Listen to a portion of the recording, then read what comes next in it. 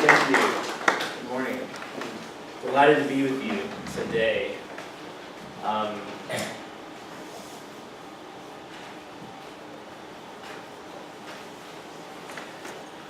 So, this morning we're going to look at the book of Ruth, all of it. So luckily for us, it is 4 chapters, 4 very rich chapters. And if you have your iPhone or your Bible, I would recommend pulling them out. But don't worry, I'm going to read a lot of scripture this morning. We're going to let God's word speak as we read the scripture this morning. As Jeff said, my name is Ryan. I am from Cheverly, Maryland right now. I'm in the military, so I actually move around a lot. And God has richly blessed us to bring us to Maryland and to give us the church that we have. And I pray that it flourishes. I pray that your church flourishes. Before we get started, let's pray. Jesus, thank you so much for this opportunity to be here. Thank you for this worship. Thank you for the words that we're able to sing. The Lord gives and takes away. And we're going to see that this morning, Lord, in a real person's history through the book of Ruth. You have given and you've taken away, and when you give, though, you give so much more than we could ever ask or imagine. Help us this morning, Lord Jesus, to be changed and affected by your word. Help us to receive it, Father God, as it speaks to us, Lord Jesus, this morning. Make us whole and strengthen our faith. In Jesus' name, amen. Amen.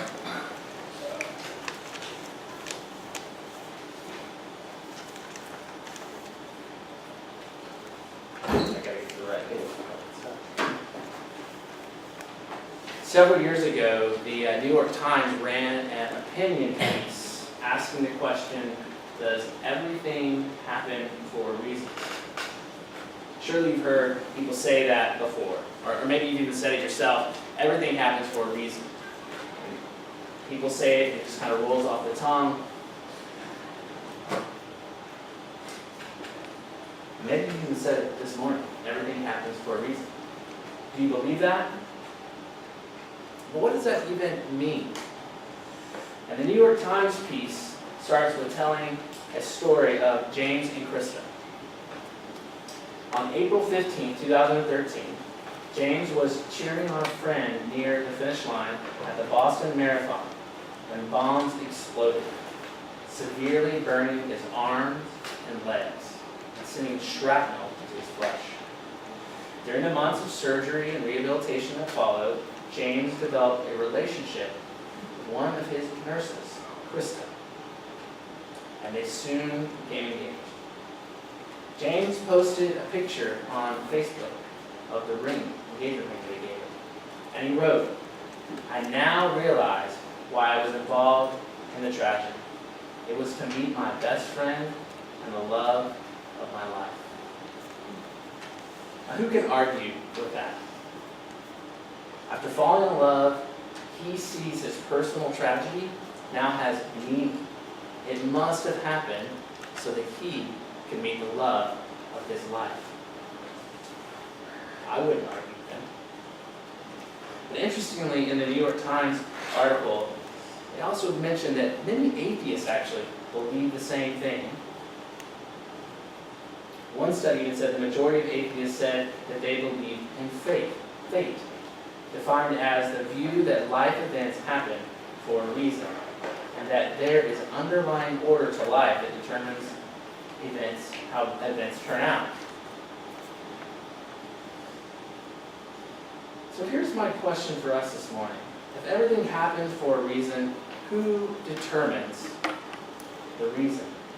That's what I would ask James. I don't know if James is an atheist. I don't know if he believes in God.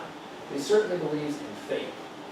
But I would ask James, who wanted you to meet Krista? It is my hope this morning that as we look at the book of Ruth, that this common belief that everything happens for a reason, which is often reduced to cliche,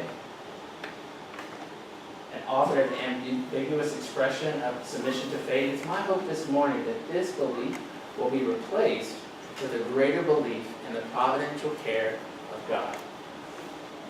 As we look at the book of Ruth this morning, we should come away with unshakable confidence in the providence of God. The belief that God's timely preparation for future eventualities is always at work. So let's look at the book of Ruth. So if you have your device or your Bible, go ahead and open it up to Ruth chapter 1. We're going to start in verse 1. It says, "In those days when the judges ruled, there was famine in the land." Now, I want us to stop right here, and before we go any further, I want us to consider what's in this verse. Notice it says, "In the days the judges ruled." Let us look one page back in our Bibles to the book of Judges, to the last verse of Judges, actually, Judges 2:25. And it says, "In those days there was no king in Israel, and everyone did what was right in his own eyes." Judges, the book of Judges, gives us a solemn recounting of Israel's persistent disobedience. During this time, we hear 5 times actually in the book of Judges that they not only did what was right in their own eyes, but the people of Israel did what was evil in the sight of the Lord. And I don't think that's an understatement that the people of Israel were near a state of anarchy, if you look through the book of Judges. Collectively, en masse, refusing to follow the commandments and the precepts of God. The commandments that God gave him not too long ago from the real person of Moses. You don't have to go there, but I'm going to read to you a section in Judges 2:11, sort of set the scene for the land and where the story of the book of Ruth comes out of. And the people, starting in Judges chapter 2, starting in verse 11. "And the people of Israel did what was evil in the sight of the Lord, served the Baals.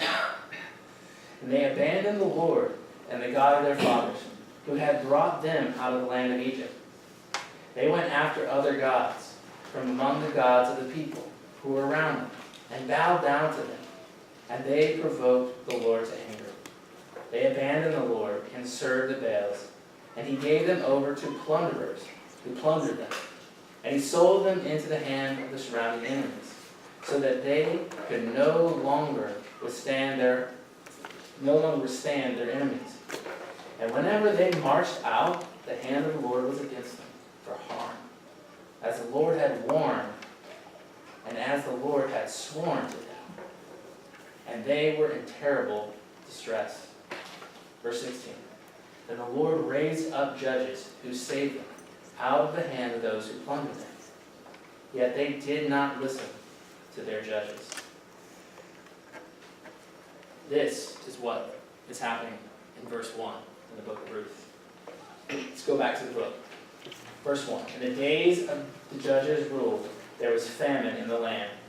A man of Bethlehem in Judah went to sojourn in the country of Moab, he and his wife and his 2 sons. The name of the man was Elimelech, and the name of the wife Naomi. The names of the 2 sons, Mahlon and Chilion. They were Ephrathites from Bethlehem in Judah. They went into the country of Moab and remained there. But Elimelech, the husband of Naomi, died, and she was left with her 2 sons. These took Moabite wives. The name of one was Orpah. The name of the other was Ruth. They lived there about 10 years, and both Mahlon and Chilion died, so that the woman was left without 2 sons and her husband." Now, very quickly we get to the main point, or the main problem of the book of Ruth. It's actually Naomi's emptiness. It is actually her plight that frames the whole narrative of the book of Ruth. Now, Naomi is an Israelite woman who follows her husband and her 2 sons into a foreign land, Moab, which is a traditional enemy of Israel. This is a place really they had no business being. They going there to presumably escape the famine. But Elimelech dies in Moab, which is a tremendous tragedy, because he dies alienated from his land and his people. Now, the writer of the book of Ruth does not give any commentary on the cause of the famine. We don't know why it happens explicitly from the book of Ruth. Nor does it offer any judgment on Elimelech for leaving Israel for refuge in Moab. But remember the context. It's a time of the judges. It's a chaotic time. It's a time of disobedience. And it's a time of distress, where often the hand of the Lord is against Israel because of the disobedience. In those days, there was no king in Israel, and everyone did what was right in their own eyes. I don't know how we could interpret Elimelech's plight, or even the famine, as anything other than God's judgment. And how can we see anything other than Elimelech fleeing to a foreign people who worship their foreign gods as anything other than a rejection of his God? Ironically, Elimelech leaves Bethlehem, which means literally the house of bread, and lives in a foreign country of Moab, an enemy of Israel. One commentator actually says, to seek refuge in Moab was both shameful and dangerous, and thus Elimelech dies a foreigner in a foreign land. So, immediately, tragedy strikes in the book of Ruth. And 10 years go by for Naomi and her sons in Moab. They take foreign wives, but they quickly find their demise as well. And by the end of the first 5 verses, we find the main problem of the book. Again, the main problem of the book is Naomi's emptiness. Here we have a woman alienated from her home and her people, and literally humbled and hopeless. Now, sure, if you're familiar with the book of Ruth, you know that, and we've seen in verse 5 here that, verse 4, that Naomi has 2 Moabite daughter-in-laws.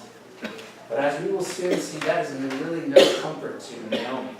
No matter how much she loves these women, and no matter how much they love her, they cannot bring her security.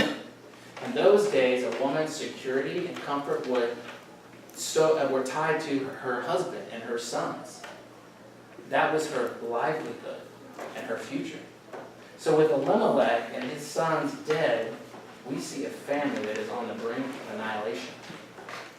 One commentator tells us that the threat of starvation plays a large role in the book of Ruth, but it's only secondary to the problem that the family won't survive. For the Israelites to lose a family and have no one to receive the inheritance that they have was an unparalleled tragedy. So, by verse 5, there we have Naomi teetering on the brink of what seems like total extinction. Her husband is gone, her sons are gone, and she doesn't know how she is going to survive. But look with me at verse 6, chapter 1, verse 6. Then she rose with her daughter-in-law to return to the country of Moab. For she had heard in the fields of Moab the Lord had visited his people and given food. And here we start the resolution of the main problem of the story. Naomi is empty of life, her family and security are gone, but then God shows up in the story. He has brought life. There's food in her hometown. There's food in Bethlehem. Now what follows is, in the rest of chapter 1, is really the most renowned scene of the book of Ruth. Chances are, if you know anything about Ruth, or even very little about Ruth, you know this next scene. And that was the case for me when I was a teenager. Popular among me and my Christian friends was the idea of a promise ring. Have you guys ever heard of a promise ring? Yeah, so it's a ring that teenagers and young adults wear to sort of remind them of their devotion to purity and sexual purity until marriage. Well, when I was a teenager, that was a popular thing. I had a bunch of godly friends who were devoted to the Lord. And in the mall where we like to hang out, there was a jewelry store called James Avery. Actually, I don't know if anyone's ever heard of this jewelry store, James Avery. Anybody? Okay, I don't know where it's located. I grew up in Oklahoma, and it was really popular. It mostly sold silver jewelry. But it had several rings that had a Christian theme, and one of those rings was very cool. It had a Hebrew script on the ring, written around it. And that Hebrew script was from the book of Ruth. And we're about to see those words here in Ruth. And I'm going to read a long section because I think it sets the stage for what we are to learn from the book of Ruth. So just bear with me here. We're going to read from verse 7 to verse 16 and see this famous scene in the book of Ruth play out. So she set out from the place where she was with her 2 daughters-in-law, that's Naomi. And they went on the way to return to the land of Judah. But Naomi said to her daughters-in-law, "Go, return each of you to your mother's house. May the Lord deal kindly with you, as you have dealt with the dead and with me. The Lord grant you that you may find rest, each of you, in the house of her husband." Then she kissed them, and they lifted up their voice and wept. And they said to her, "No, we will return with you to your people." But Naomi said, "Turn back. My daughters, why will you go with me? Have I yet sons in my womb, that they may become your husbands? Turn back, my daughters. Go your way, for I am too old to have a husband. And if I should say I have a hope, even if I should have a husband this night, I should bear sons. Would you therefore wait until they were grown? Would you therefore refrain from marrying? No, my daughters, for it is exceeding bitter for me, for your sake, that the hand of the Lord has gone out against me." Then they lifted up their voices and they wept. And Orpah kissed her mother-in-law, but Ruth clung to her. And she said, "See, your sister-in-law has gone back to her people and to her gods. Return after your sister-in-law." But Ruth said, "Do not urge me to leave or to return from following you. For where you go, I will go, and where you lodge, I will lodge. Your people shall be my people, your God, my God. And where you die, I will die. There I will be buried. May the Lord do so to me and more also, if anything but death parts me from you." And when Naomi saw that she was determined to go with her, she said no more. Now the words on that ring were found in verse 16. Where you go, I will go. The first words we hear from Ruth, the namesake of the book that we're studying today, are sweet and poetic, are they not? Is it any wonder that the book is named after her? But we should not get lost in Ruth's heroic devotion and miss the real hero of the book. We actually are introduced to the real hero of the book back in verse 6. Remember what it says there. It says the one thing that's driving Naomi's actions that we see so far is the Lord. Look at verse 6. For she, that is Naomi, had heard in the fields of Moab that the Lord had visited his people and given them food. You see, in a book like Ruth, whereas we have just seen in the person of Ruth such a beautiful and poetic and selfless act of devotion, we are tempted to lose sight of the main character that's actually driving the narrative, God. Yes, it's true that the main problem of the book of Ruth is framed around Naomi's emptiness. And it's true that Ruth is an instrument to resolving that problem. But let us pause and ask, who made Naomi empty? Remember the question that I had earlier for James, the guy with his Facebook post about why he knew he had been hurt in that tragedy in Boston? I asked, who wanted you to marry Krista? You see, everything happens for a reason. We must consider who determines that reason. And I think we should listen to Naomi. We should look at her and we resolve that question. Look at verse 13.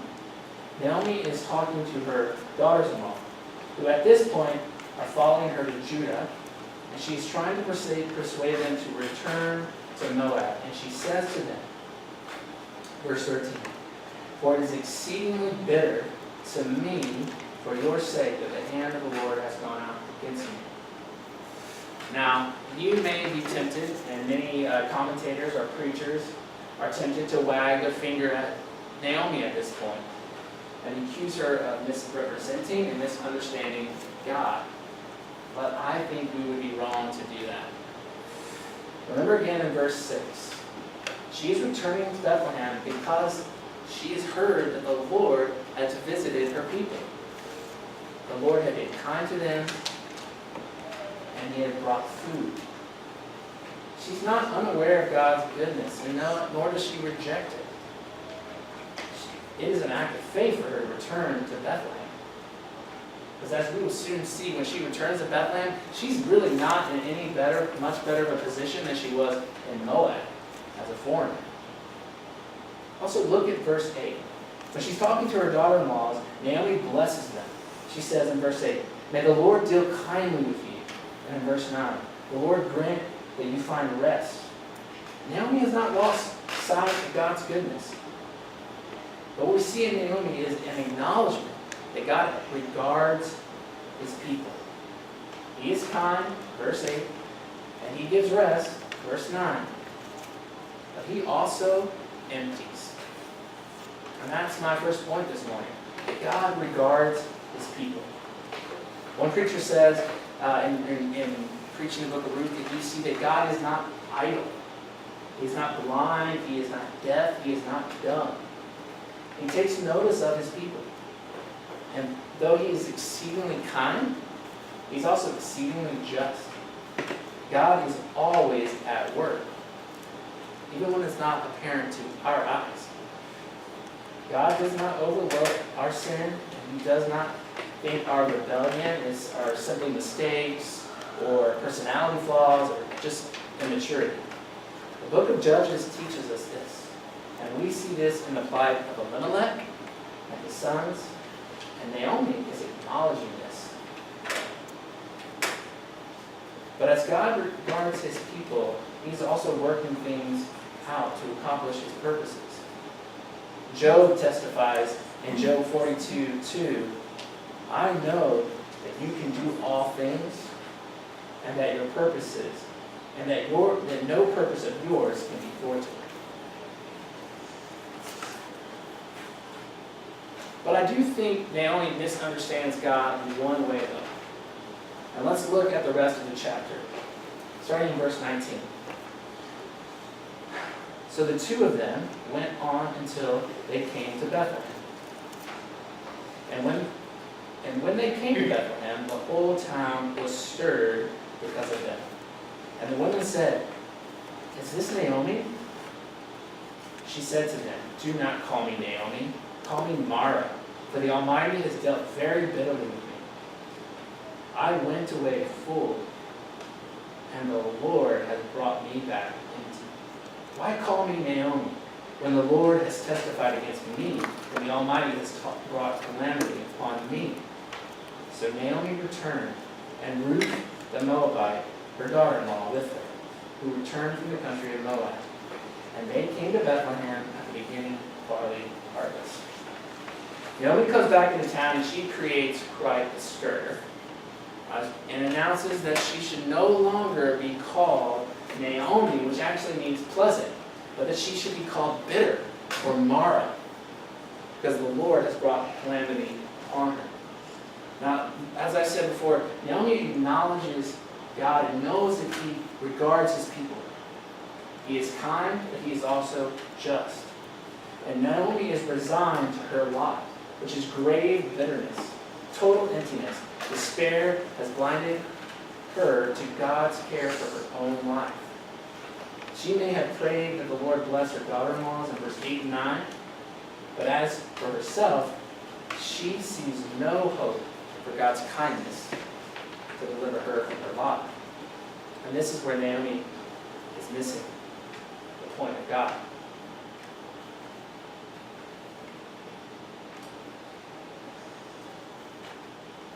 Though she feels the weight of her familial and economic emptiness, God in his providence has been exceedingly kind to her because he's given her Ruth. Ruth reminds us of God's great kindness. Ruth said to Naomi in verse 16, "Do not urge me to leave or to return from following you. For where you go, I will go." And in verse 17, "Where you die, I will die, and there I will be buried." Does that remind you of someone?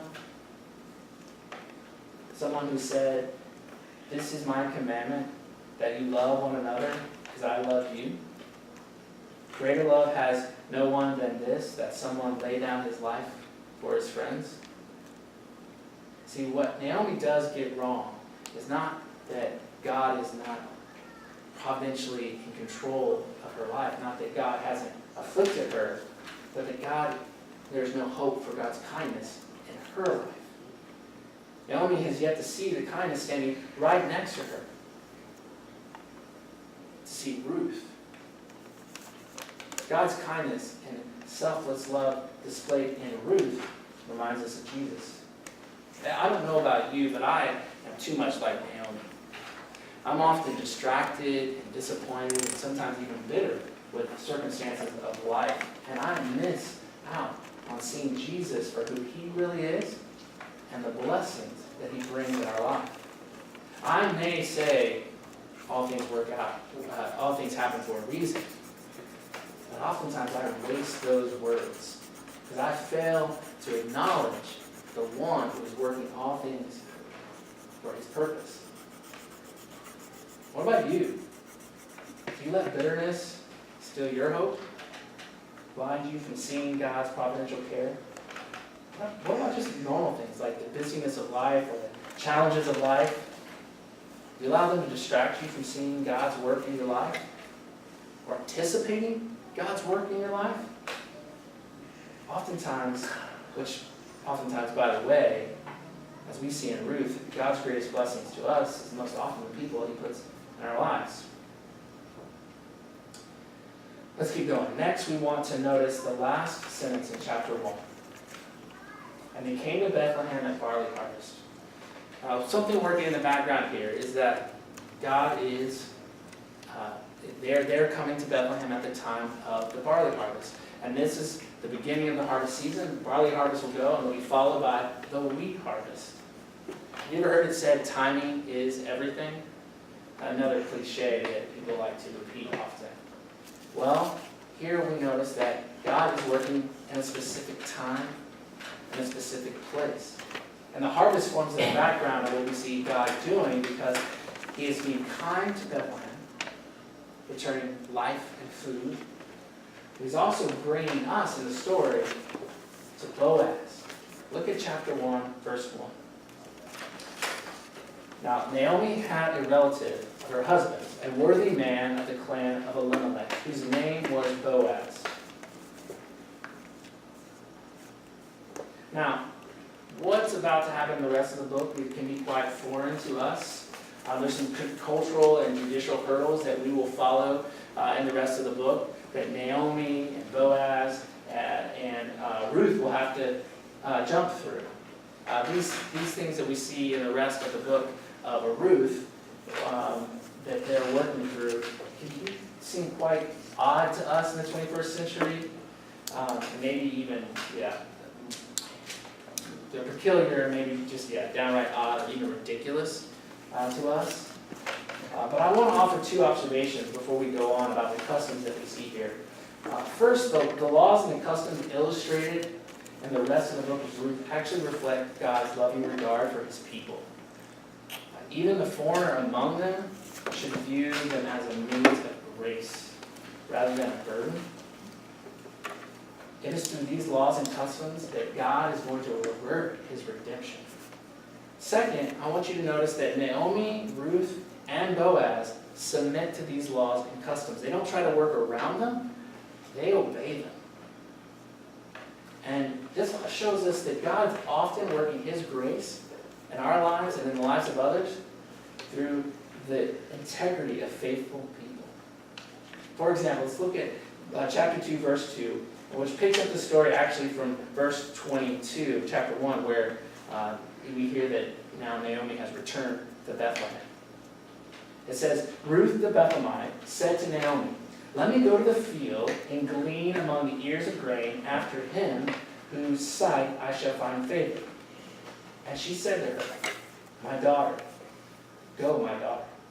So she set out and went and gleaned in the fields after the reapers. And she happened to come to a part of the field belonging to Boaz, who was from the clan of Elimelech. Now, to understand what Ruth is about to do, you should, we're not going to take the time to do it now, but you can take a note of this, or just, we need to really look back to Leviticus 19 and Deuteronomy 24. In those chapters, God is giving the people of Israel a command, and it is a command of love and charity for the poor and the foreigner among them. And really what God is doing there is he's saying to the people, when you go out to gather your harvest, don't go all the way to the edge of the field. And the stuff that falls on the ground, don't go back and scurry and pick that up. Leave that there for the poor and the foreigner among you. This allows those, it's really an act of charity almost. It allows those to come who don't have a field, who have come upon hard times, to come into the field and gather food for themselves. So that by working and gleaning behind the reapers, they may have something for themselves. This is what Ruth was hoping to accomplish. She wants to go out and glean and gather what little grain she can to sustain her and Naomi. And true to God's providential care, Ruth, without knowing, ends up gleaning in Boaz's field. Look at verse 3. So she set out and went and gleaned in the field after the reapers. And she happened to come to a part of the field belonging to Boaz, who was of the clan of Elimelech. Now we can't see this in the English translation, but what seems to be a coincidence, she just happened upon this field. Really, in the original Hebrew, as it was, the story would be told, the people would know that this was actually no coincidence at all. It would be sort of rhetorical or sarcastic, maybe, to say, "Hey, of course this isn't an accident." That when she goes out to glean, that she ends up in the field of a close relative of Elimelech, Boaz. And we see something similar in the next verse. It says, "Behold, Boaz came from Bethlehem." Again, another part of the story that is of no consequence. That Boaz now shows up on the scene. Now, we won't go through chapter 2 in the same way that we went through chapter 1, but what we see in chapter 2 is Boaz carving out a place of refuge for Ruth, and consequently Naomi. Boaz has the means and the authority to give Ruth a safe place to glean. Look at verse 9. Boaz tells Ruth not to go into any other field and glean behind any other reaper. He tells her that he has instructed his workers not to harm her, which apparently was a problem in those days for women gleaning in the field, and that she can have and drink as much water as she please, so that the water that's pulled up by their workers now is offered to this poor foreign woman gleaning in the field. And when Ruth receives this kindness from Boaz, she wonders why he is regarding her that way. And in verse 12, Boaz speaks, and he says, "The Lord repay you," that is, the Lord repay you, Ruth, "for what you have done, and full reward be given to you by the Lord, the God of Israel, under whose wings you have come to take refuge." So why has Boaz done this to Ruth? Why has Boaz, a close relative of Elimelech, and therefore Ruth's deceased husband, why has he carved out this refuge for Ruth? Well, Boaz tells us very plainly, it is the Lord. Because she has come to seek refuge from the Lord by obeying the laws and the customs of the day, and going out to work and to glean, and she has done that with integrity. Boaz is spreading his wings, if you will, over her. God has regarded Ruth and Naomi with kindness by putting her in Boaz's field. And that was no mistake. Here we should be reminded, actually, of Jesus' lament in Matthew chapter 23, verse 37 and 38. Here Jesus is looking over the city of Jerusalem, and he says, "O Jerusalem, Jerusalem, the city that kills the prophets and stones those who are sent to it. How often would I have gathered your children together as a hen gathers her brood under her wings? But you were not willing. See, your house is left desolate." But for Ruth, she is not like Jerusalem that Jesus is speaking of. She stands in stark contrast to the Israel in the time of the Judges. Though her circumstances are desolate and desperate, she faithfully seeks the refuge of God, God of Israel. And Boaz, like Jesus, stands ready to spread his wings of protection over Ruth.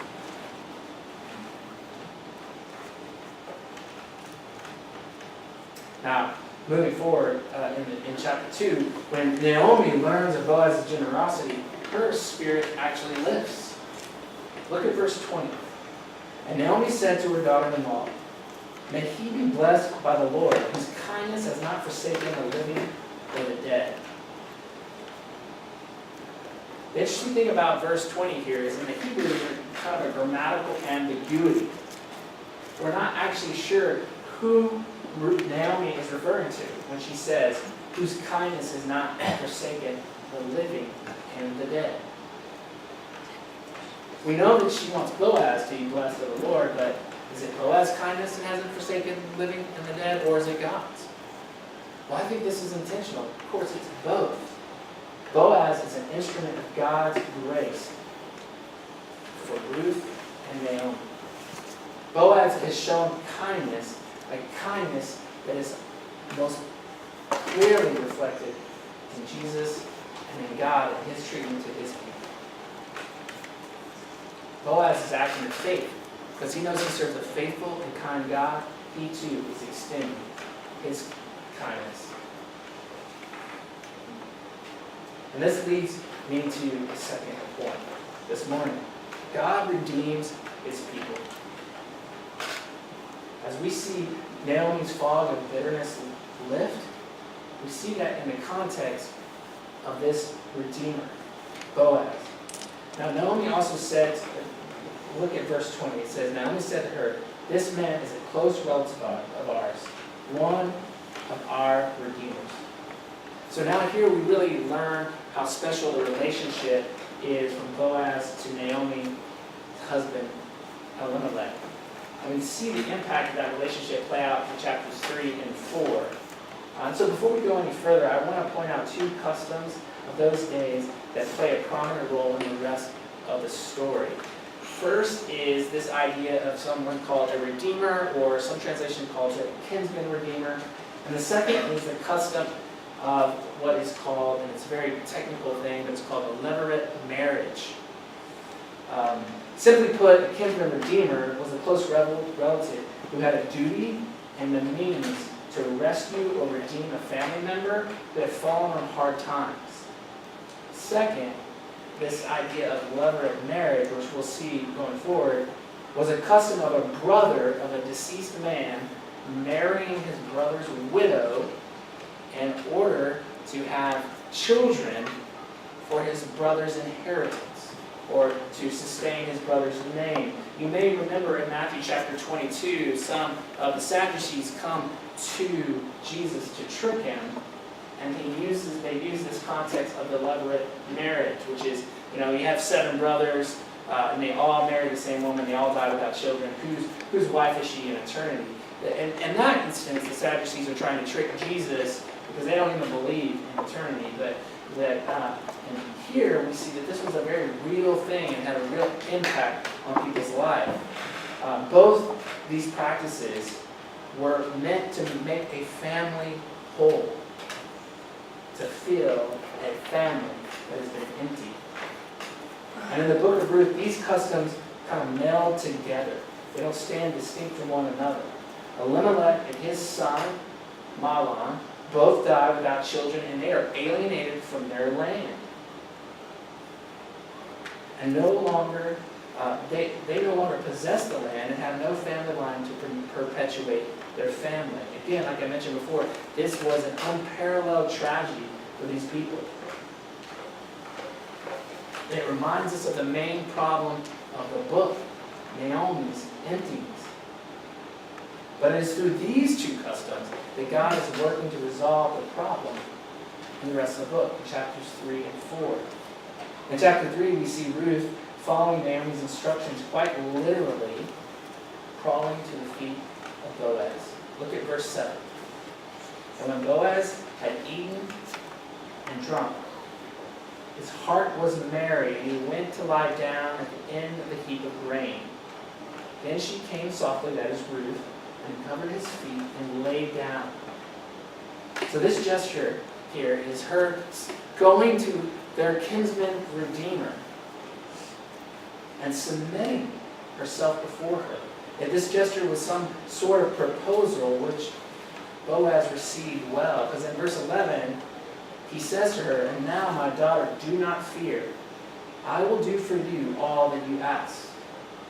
So the rest of the book of Ruth follows Boaz's actions to redeem Ruth and Naomi. This involves Boaz confronting another family member who was a closer redeemer. Basically, under the customs of the day, they had a greater right to receive Elimelech's land and thus marry Ruth and take on that burden. And this is in Boaz, we get a picture of a man who is relentless and resolved to act. He wastes no time in confronting this nearer redeemer so that he can resolve the issue of Ruth and Naomi's plight.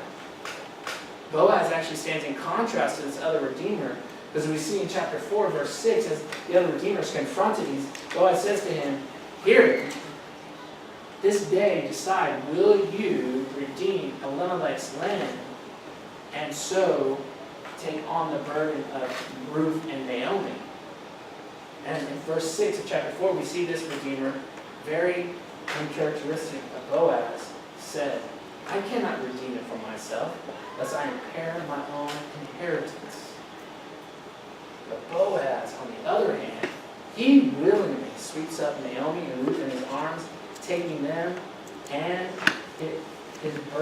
taking them as his burden, essentially giving them life. But God's redemption is not final at this point, because God doesn't mean only to provide a husband for Ruth and a livelihood for Naomi, but God brings forth restoration of the family. He brings wholeness. Remember, this story starts with emptiness. But lastly, let's look at chapter 4, verse 14. Ruth has just given birth to a son. Then the women, that is the women of Bethlehem, said to Naomi, "Blessed be the Lord, who has not left you this day without a redeemer, and may his name be renowned in Israel. He shall be to you a restorer of life and a nourisher in your old age. For your daughter-in-law, who loves you, who is more to you than 7 sons, has given birth to him. Oh yeah, Naomi was empty, and she had lost her husband and her sons. But what we see play out in this book of Ruth is God has a great providential care for her because she restores her, and she does it sevenfold. Look, it says, for he shall be a restorer to your life and a nourisher to your in your old age. For your daughter-in-law, who loves you, who has more than 7 sons, has given birth to him. Now, they're talking about, now Naomi has a grandson who she can rely on, who can sustain her, who will perpetuate the family name and receive the inheritance of the land. But notice what it says about Ruth. She is greater than 7 sons. So as we started out, Naomi was empty. But by the time we get to chapter 4, the final verses, she is filled, and I think we should see, she is filled 7 times because of the devotion of Ruth and God's kindness by giving her Ruth. Look at verse 17. And the women of the neighborhood gave him a name, saying, a son has been born to Naomi. And they named him Obed. And he was the father of Jesse, and the father of David. And I started this morning asking if you believe that everything happens for a reason. Honestly, I don't think that question is very helpful, nor do I think it's good to find comfort in any sort of glib cliche. Everything happens for a reason. Because frankly, we can't always know what that reason is. We won't always know the mind of God. And I would never encourage anyone to look at circumstances in life, especially tragedy, and to try to mine the will of God out of that tragedy. Now, of course, you may know, like Naomi, why certain things happen to you. You may accept tragedy that comes your way. But I'm not sure that just saying everything happens for a reason is where we should find our comfort. Instead, we should consider the one who has reasons and authority to act in our life. God acts for his good purposes. And what the greatest reason we see him acting in the book of Ruth, we see here at the very end of the book. Look again with me.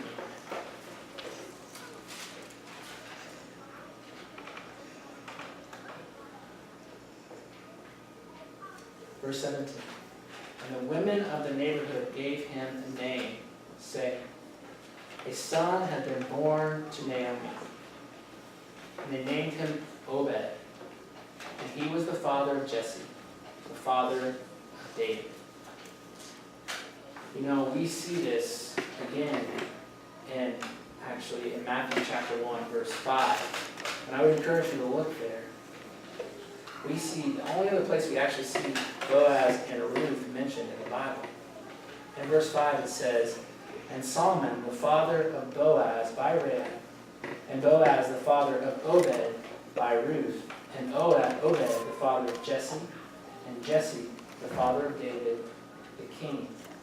And as you go down, you might recognize in the first chapter of Matthew, there's a long genealogy, and the genealogy goes, and so-and-so was the father of so-and-so, and so-and-so was the father of so-and-so, until we get to verse 16, and it says, and Jacob was the father of Joseph, the husband of Mary, whom Jesus was born, who is called Christ.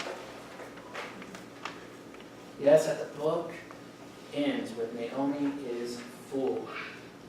And God did so much more than just restore Naomi and her family.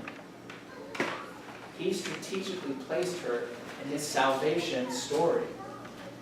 John Piper famously tweeted once that God is always doing 10,000 things in your life, and you may be aware of 3 of them. Naomi's concern, her emptiness, was resolved. She was full and she was restored more than she could ever hope or imagine.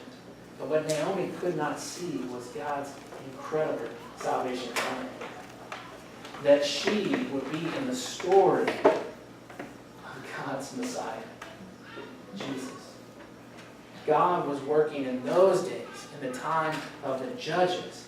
He was working through disobedience. He was working through judgment. He was working through kindness. He was working through grace. He was working through customs. He was working through family members to bring his great salvation purpose. He gave Naomi a grandson, Obed. Obed gave us Jesse, and Jesse gave us David. And from the line of King David, we get our Savior, Jesus. God is always timely preparing for his amazing future salvation. And we have received that salvation today through Jesus. We look back on this and we reflect on God's great work in Ruth, and we rejoice. And I pray that we can see this story as an encouragement to have confidence in what God is doing. Sure, everything happens for a reason, but most importantly is that we trust the one who is always working, the one who will always accomplish his purposes, and the one who's given us Jesus, our great Savior. Let's pray. Father God, thank you for letting us see in the book of Ruth how you work, how you regard your people, and how you redeem them. And how as you work through a dark and desolate time and through suffering, you worked a great kindness, and you restored Naomi, you restored Ruth, you gave Boaz a family, but more than that, you gave all of us a Savior in Jesus. Give us eyes to see, give us ears to hear your great salvation story, and cause us to believe it and to walk in faith. In Jesus' name.